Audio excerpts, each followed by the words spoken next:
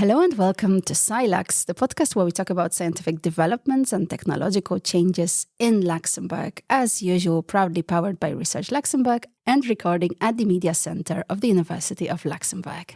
And in today's episode, our guest is Luca Ratti, who is an associate professor of European and comparative labor law and director of the first year of the Master in European Law at the University of Luxembourg.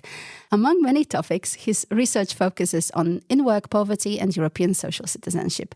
He is currently holding a Jean Monnet Chair to research and teach on the sustainability of the European social model. Luca, thank you very much for coming today. Thanks for the invitation. Our listeners are already kind of familiar with it. I don't know if you are. I very often start with basics, right? So it would be like, what is law? Or I don't know, what is labor law, whatever.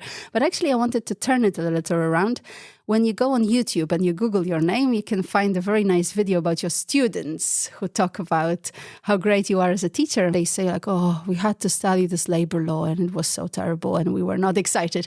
And then Luca Ratti made us excited. So what do you do? How do you make it interesting to young people when they come to the university? Well, I teach the third year of the Bachelor in Law, so I will leave then to them to say exactly what they appreciate about lectures of labor law. I simply tend to reproduce what happened to me personally when I was at university. Before attending labor law, I was thinking, oh, that's a field I will never do in my life. Then after day one, lecture one in labor law, I said, okay, that's the thing I want to do in my life. Which means that, I became passionate precisely because I found someone pushing me or stimulating me on that particular field. And that's simply what I'm trying to do with the students. I believe it's a field which is changing its attitude and also its importance across European universities, at least. But nonetheless, I believe that it's a field which is very much important for students as citizens in the first place. So probably they feel a little bit more engaged. They understand that contemporary societies still rely on work, and the law of work, which is labor law, is a big part of it. Yeah, this is a good realization. I think this also is a very long process because looking, at the slow steps I see with youngsters who, first of all, maybe get initiated a little bit in okay, that's how politics works, that's work, that's this and that. The European aspect of this is a bit further away, I would say. Yes, it is. Well, what I do at the Bachelor is mostly it's comparative labor law. And then at the Masters, we do more European labor law. But the two sides of the same coin are both interesting, I believe, from a student's perspective. Okay, so first of all, the comparative law. So how does it actually work? Do you choose which law you compare with which one? You compare all the European labor laws? Now, typically, when you do comparative study, you must choose some jurisdictions and you must justify your choice. This is what I do with our students at the Bachelor, in the sense that I justify my choice focusing on selected European jurisdictions.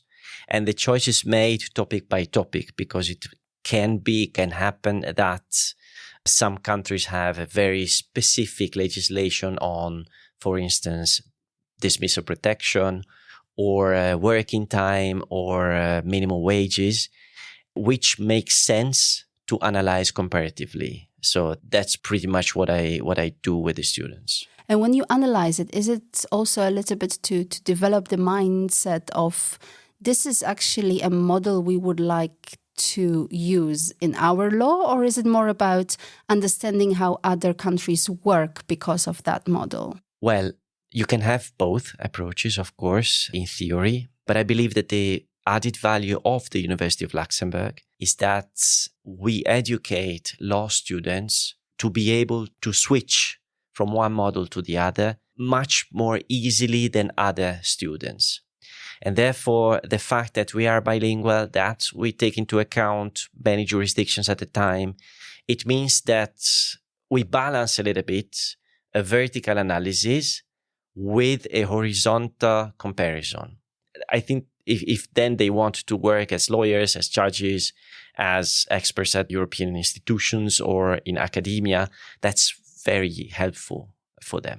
You actually reminded me that I remember I had a friend who studied law in Poland because I'm originally from Poland. And then she went to practice in Germany. And it took a long time until she actually could do that, right? Because in general, it's such a big difference that you can't just switch from one system to another because you are a lawyer. But if you do comparative studies, is it easier or you still have to actually study that proper law of the country? Whenever you choose one country, one jurisdiction you want to study, you have to deep dive into that system. Not only for legislation, but particularly for case law. So the judicial approach, the role of scholars vis-a-vis judges, vis-a-vis the legislation. So, and each country has its own specificities. Labor law adds another layer of complexity because we also have the role of collective labor law, so the role of social partners, collective agreements, which is intertwined with politics, with culture, with history, and therefore it's even more difficult if you want to do comparison. But that's a fascinating part of the story. So I'm happy to hear that you're still passionate about that after a few years of practicing this and teaching as well, right? This is important. I hope our listeners will be able to hear it.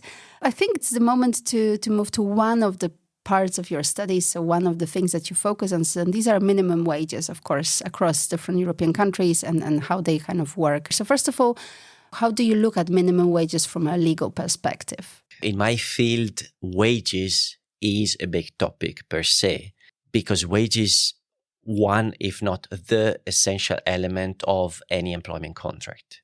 So it's the do ut facias part. It's I give you in order for you to do something for me. That's why talking about wages is talking about the alpha and omega of any employment contract.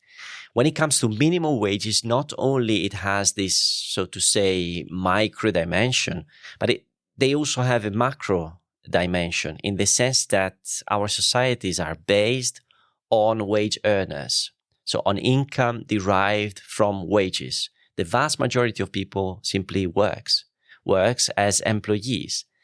And therefore, touching on wages means many different things. It means something for the labor market. So job creation, job destruction, the level of minimum wage has an influence on this. It means loans, so the banking system. It means housing market. But at the end of the day, it also means touching on the very fundamentals of human beings as citizens, as persons, because income related to work is the main source of living. So minimum wages are also about a decent standard of living.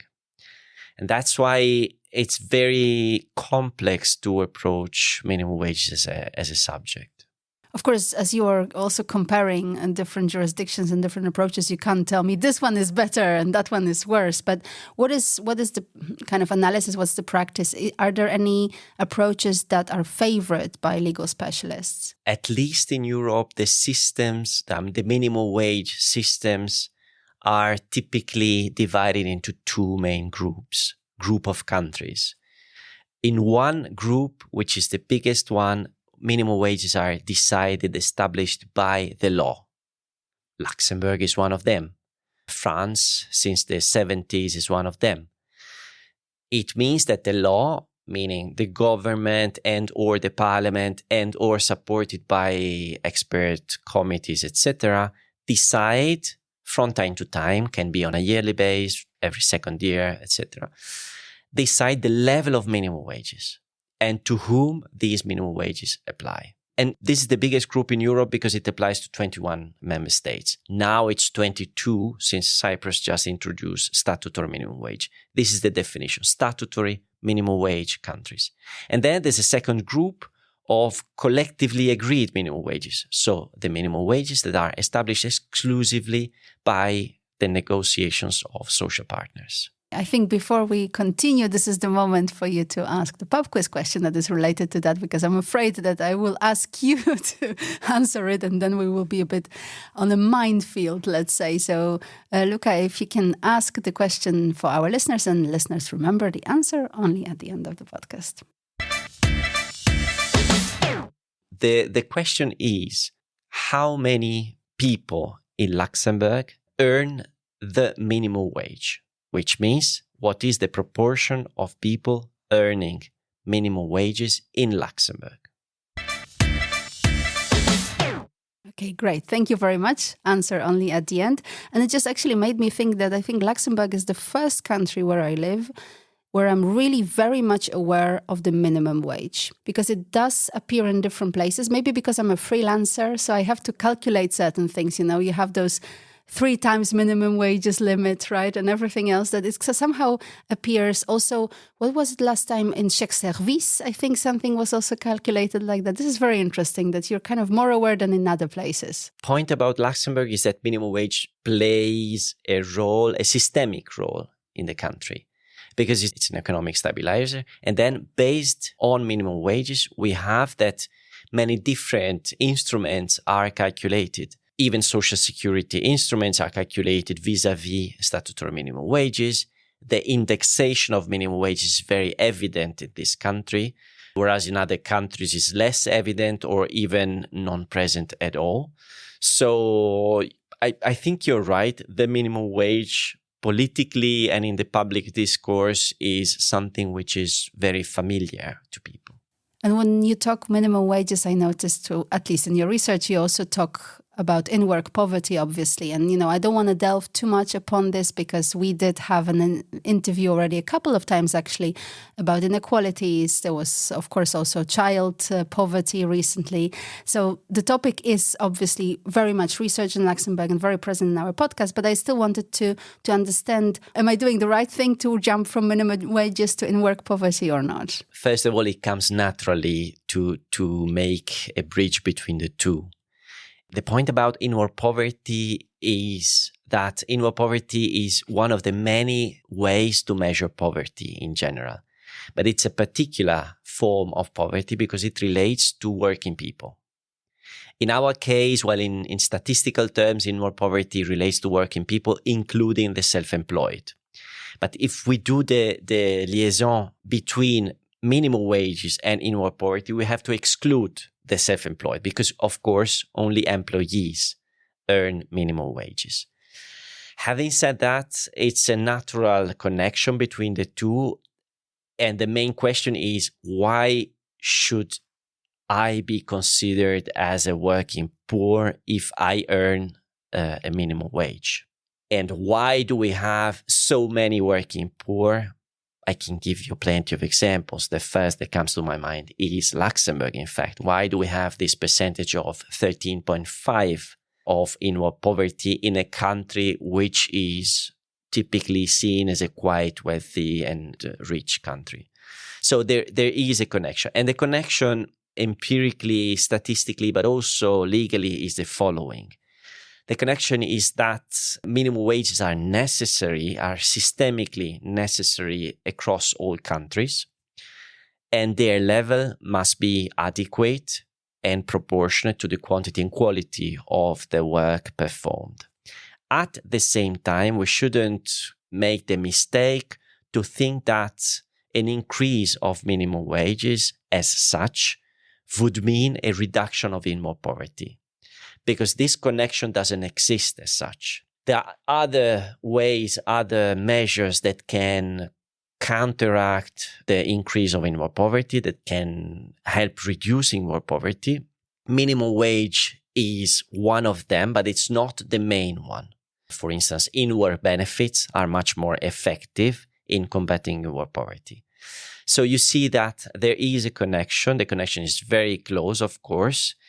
I would say we have written a lot on this, that minimum wages are a good shield, but at the same time are not a sword to combat inward poverty. So they must be there, they must be adequate, but let's try not to think that it's a baguette magique to then combat inward poverty. So basically what you're saying is that if we decide on the level of minimum wages to be such that people who earn money, whichever, who get the minimum wages are not poor anymore, that's not going to solve the problem. Let me turn your remark a little bit.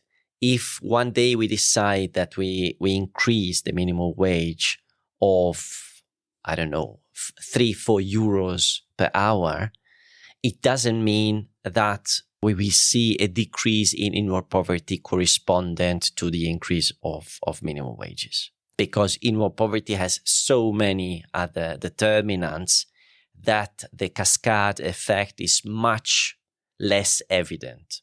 Which also makes sense. I think that it would be great if we could solve the world problems with just one indicator somewhere there, right? It's definitely way more than this. Which, of course, in social sciences is never a good idea, because we tend to have the causality is much more loose than in other sciences. So I have to say that at a certain moment I was even considering to go for some European studies and whatever, and I was diligently learning about all the different, instruments and institutions, whatever, and then I very quickly forgot it. So I'm trying to kind of remind myself, obviously also being in the heart of Europe and the institutions being just around the corner, but I'm still not the best navigator when it comes to that. So I have to say, when I noticed that you also write about the European social citizenship, that was a new idea to me. I admit. Sorry, listeners.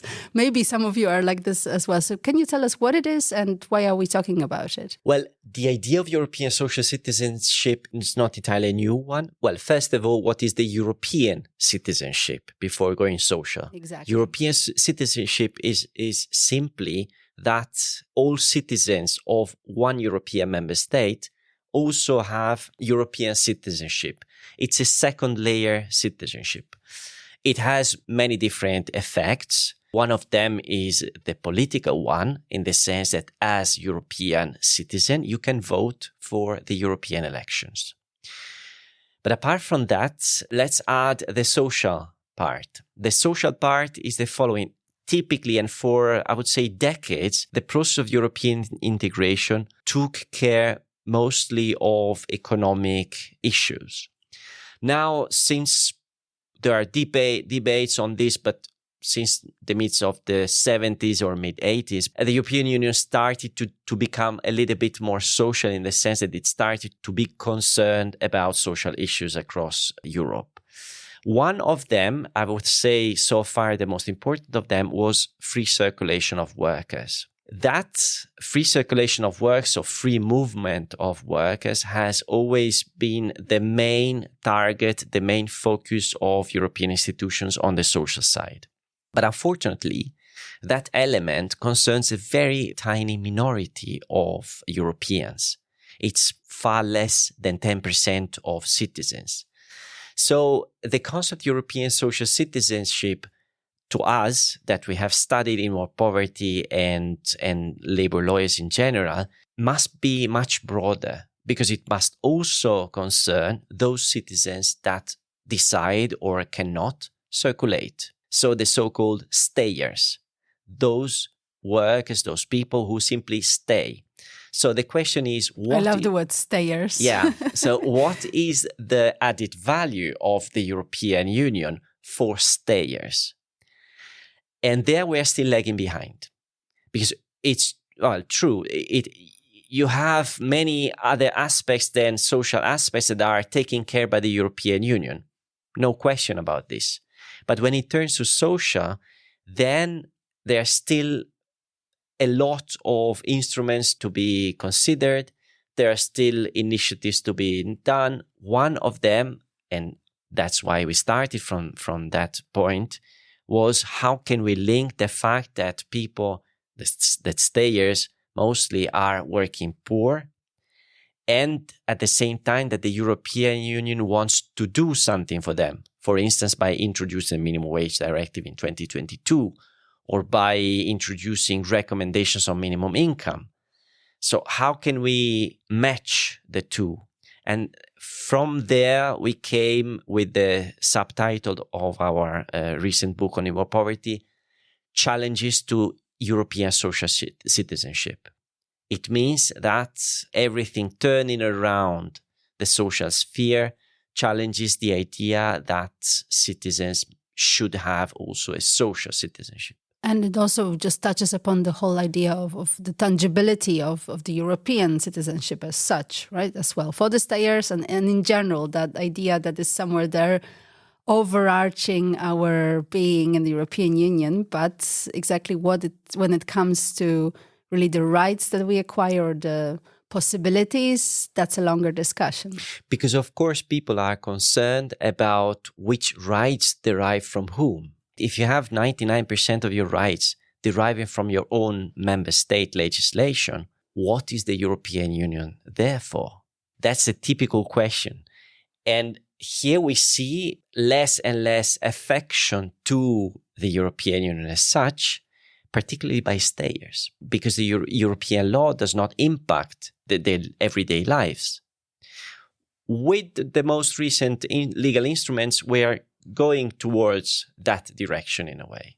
In the direction of having bigger impacts, you mean? For instance, the 2022 European Directive on adequate minimum wages will have an impact on the everyday life of people. Member states will have now a few months left to implement the directive because it's towards the end of 2024. But it means that it will come, the impact will come. There's a recommendation of minimum income. The member states should do something also in that direction. And it's very different because before it was just the European Union taking care of free movement. And if you didn't move? True. You mentioned the directive, I think, 2 times already in the last 10 minutes. So I think this is the moment that we should look at it a little bit closer. So this is the Directive 2022, you said, coming into force. Does it come into force? Well, it's already in force since October 22, but it must be implemented in 2 years' time. So basically this year. Yeah. Yes. What kind of effect will it have on Luxembourg, on other European Union countries? I guess it depends on the country, right? Obviously, how far the law is from what the directive says. Yes. Well, the directive was a big step, and a little bit it came as a surprise, the fact that the council eventually agreed to endorse the directive. Why? Simply because minimum wage is a very, very delicate issue, which used to be in the hands of the member states for a century, more than a century. So, of course, some member states were reluctant to adopt this directive. And, of course, some member states brought an action for annulment of this directive before the Court of Justice, which is now under judicial scrutiny before the Court of Justice. So the directive, in a nutshell, and oversimplifying, of course, its text, the directive aims to do 2 things. One is to oblige member states to introduce procedures aimed to grant adequacy of minimum wages.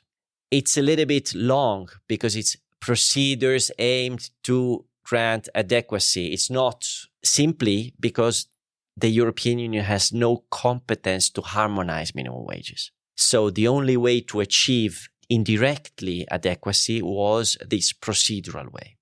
The second objective is to strengthen collective bargaining on minimum wages. Strengthening meaning that the member states are encouraged / I would say obliged to put in place measures aimed to encourage social partners to establish themselves, to start bargaining on minimum wages at industry, sectoral, local level, whatever level is adequate.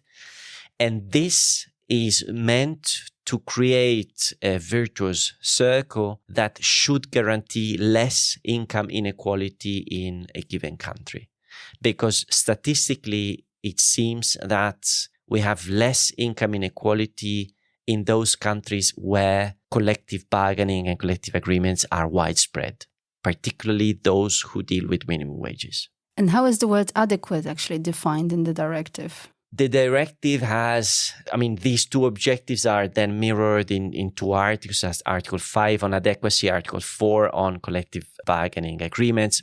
Article 5 on adequacy, in fact, suggests that the member state may take into account some indicators that are internationally recognized. And one of them is, of course, the cost of living. Another one is the long-term productivity. So there are a number of elements that each member state should take into account when it comes to adequacy, to understand what adequate minimum wages are. But in a nutshell is An adequate minimum wage is a minimum wage which grants a decent standard of living. It made me wonder, from what you mentioned before, is that not all the European Union countries have the statutory minimum wages. Does this mean that the directive will change that, or they can keep that status? Now, for the few countries that don't have a statutory minimum wage, for instance, Austria, for instance, Italy, and some Nordic countries, the directive doesn't introduce an obligation to come up with a statutory minimum wage. So they can keep their own industrial relations system as it is. The thing is that those countries that don't have a collective agreements coverage of at least 80%, they must put in place measures aimed to increase those rates. So it doesn't oblige to change the system. And in fact, in many different places in the directive, it is clearly written that the industrial relations systems will not change, that the social partners will continue to do what they did before, etc. What needs to change is the attitude of the member states, so the legislator vis-à-vis social partners. And which member states went to the European Court of Justice to complain? The action before the Court of Justice was filed by Denmark in January 23, and it was backed by Sweden. Then, as far as I know, a number of other member states intervened in the proceedings. It doesn't mean that they intervened supporting Denmark. They could intervene also supporting the directive as such. It's kind of a long but very, very important proceedings still ongoing. And we're jumping to something completely different in a way. It's still labor law, but something that you specialize in as well. And that is very dear to my heart, which is the right to disconnect. I'm a freelancer, as I mentioned, so I cannot really complain to anyone about my right to disconnect. Maybe my husband could, that I should disconnect once in a while because I'm working all the time. And I was just wondering, first of all, there's this lovely book in front of me where you contributed the guiding principles on implementing workers' rights to disconnect. So what's your take on that? What are the principles? Where should we go with this important right? Well, the right to disconnect came to the forefront, I believe, particularly during and after the pandemic, because everyone was forced to telework. And since then, we all started to partly telework, to do hybrid work, etc. But to be honest, the right to disconnect as such was there even before. We could read in the news some big car manufacturers, German car manufacturers, that used to switch off the email servers at night or during the weekends, exactly to grant their employees a perfect and effective right to disconnect.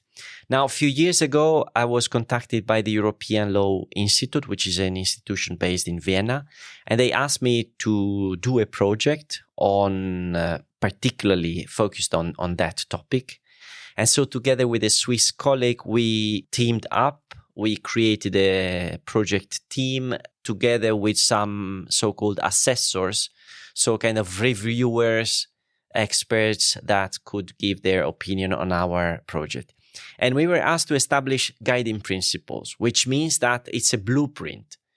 Anyone, any legislator that would like to intervene in the field could use our guiding principles on the right to disconnect.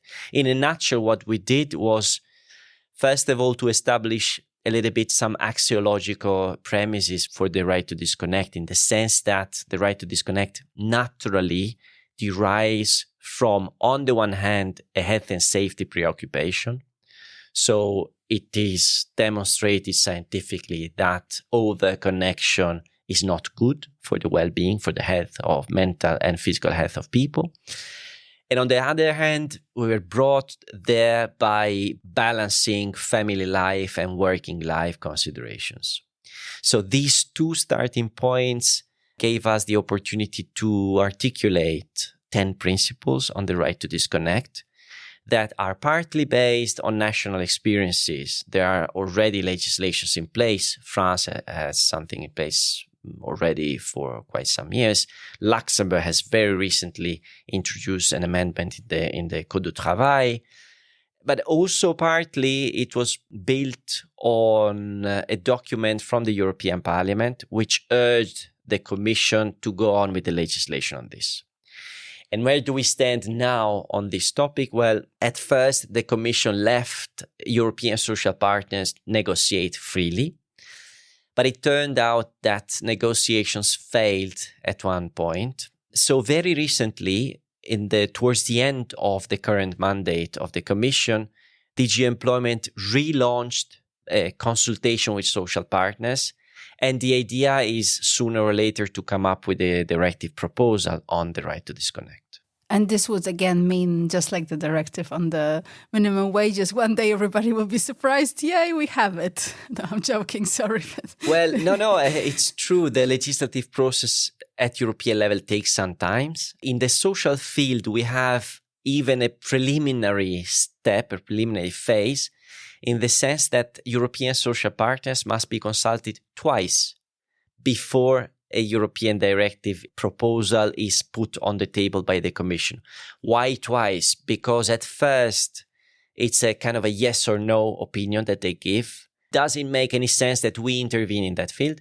And the second step is more on the substance of where the Commission wants to go. So does it make sense if we do this or that? And of course, social partners are free to give their own opinion. And the interesting part of the story is that they can also ask the Commission to stop and go ahead themselves. So they can turn what is a legislative procedure into a procedure entirely led by social partners. And at the end, they can conclude a collective agreement at European level, which is then hopefully put inside a directive. So it's then turned into a legislative instrument. That's very special about EU labor law. That's the only field where the stakeholders can rule, can decide themselves the rules of the game. This is really very special, I have to say, dear to my heart as well, because there have been quite a few different discussions, about both including all the people, nothing about us without us, right? So in the sense of including all the partners that are important in making the law, right? If you're deciding on someone, that person should be also sitting at the table, but it does not always happen this way. So it's always good to include the partners, of course, if they are willing, because the active participation of citizens is a different story, isn't it? Yeah, true. Well, the history of labor law tells us that the role of social partners has always been there. I mean, trade unions and employers associations have always played a crucial role in at least Western European countries. It means that it's normality that the social partners are consulted by the government on a yearly basis, on a regular basis, whenever the governments in Europe want to introduce a reform of the labor market, but more generally a reform that may have economic effects on the country.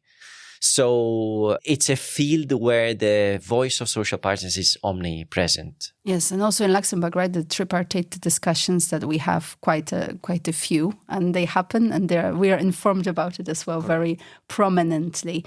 Okay, I don't want to jump anymore. I think we've jumped a lot. I just wanted to actually finish on the right to disconnect from your personal perspective. If you were just to choose one principle that you think that is the guiding principle. I know you said 10 and everything, and it's the worst, right? Like people ask me, what's your favorite episode? It's impossible, but just want to give listeners a feeling of what they can find and read up upon. Of course, I will share the link in the show notes to this as well, to the document. Well, if I may choose two of them. Yes, you can choose two. One is the most tricky one, the duty to reconnect. Because the question is, okay, you have the right to disconnect, but is your employer entirely, prevented from contacting you at any point? Imagine you are an IT specialist and you have hackers hacking the system. How should the employer do what? So the duty to reconnect, it is there in some national experiences of legislation about the right to disconnect. And what we have written is that the duty to reconnect is, of course, an important part. And it can happen in cases of emergency, urgence, or legally speaking, force majeure. In all cases of force majeure, the employer is entitled to, of course, reconnect with people. via telephone, via email, whatever.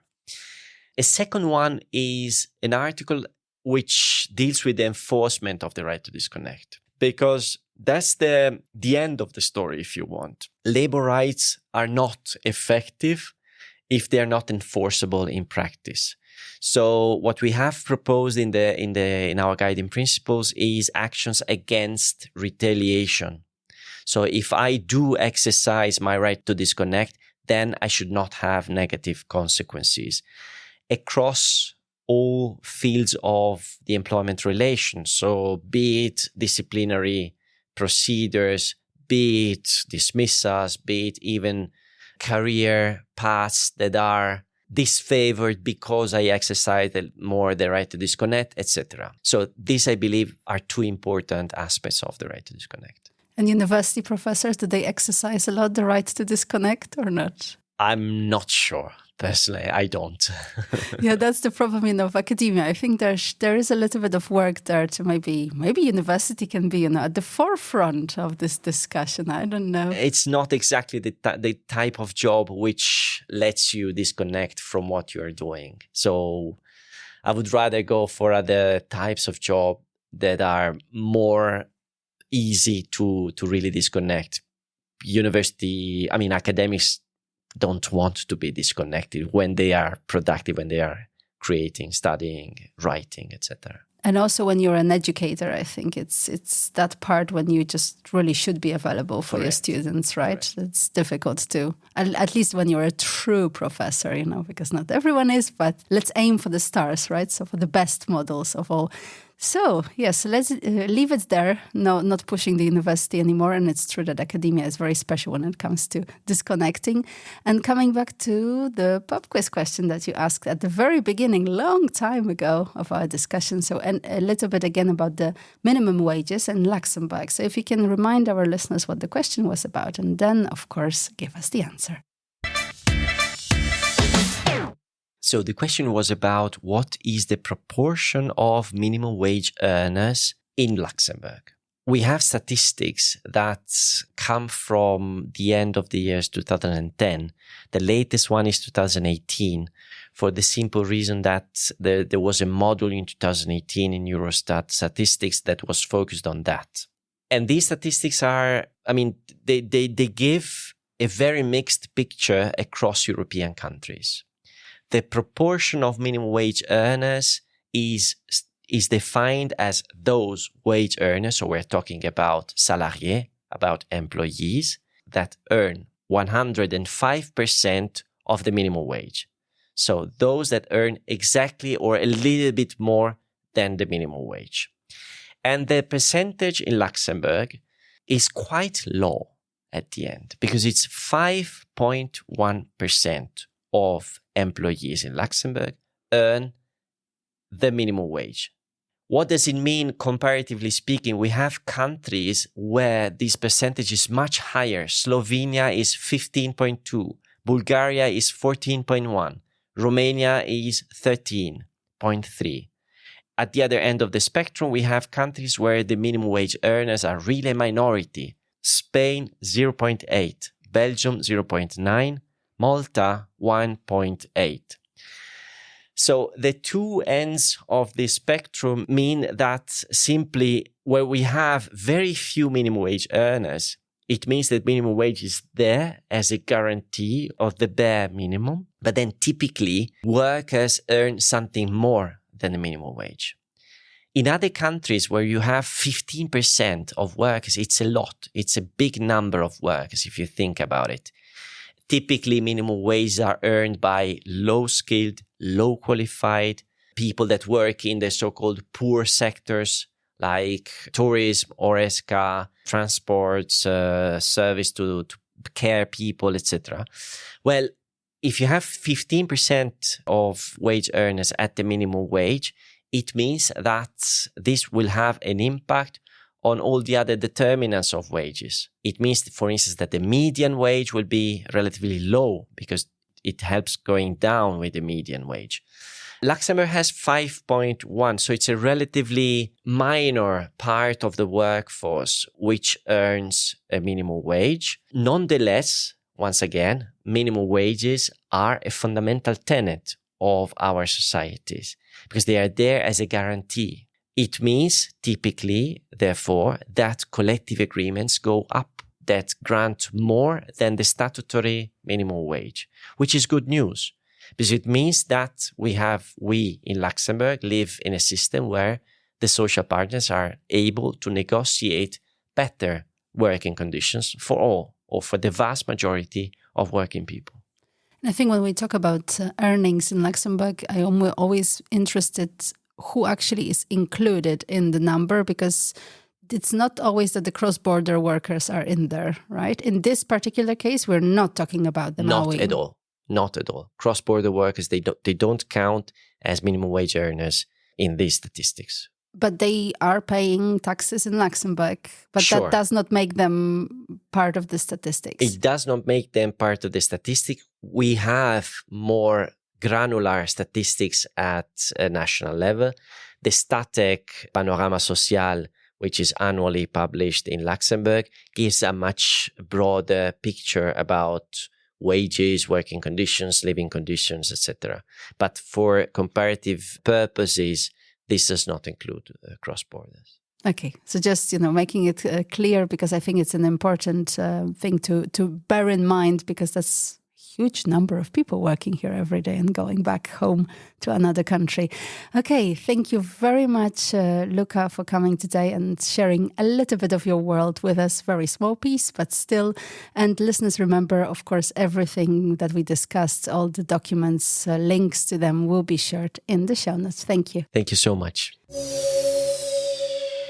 And this is it for today. Don't forget to subscribe, to follow us, to check what we are writing. We're always there on all the social media possible. And of course, podcast is available on all the major podcasting platforms. My name is Hanna Siemaszko, and this was Silax.